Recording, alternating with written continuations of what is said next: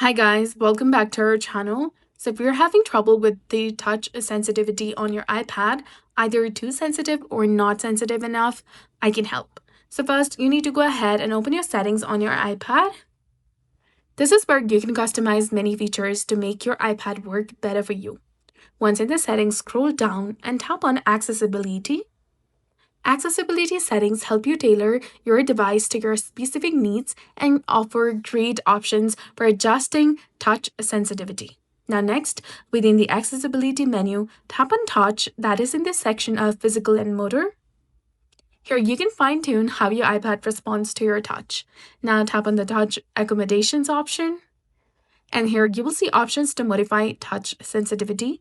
Two key settings to focus on are hold duration and ignore repeat. Adjusting the hold duration slider lets you set how long you need to press the screen before your touch is recognized.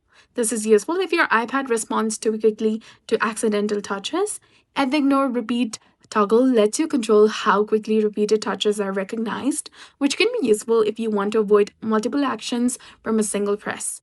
For even more customization, you can enable or disable tap assistance.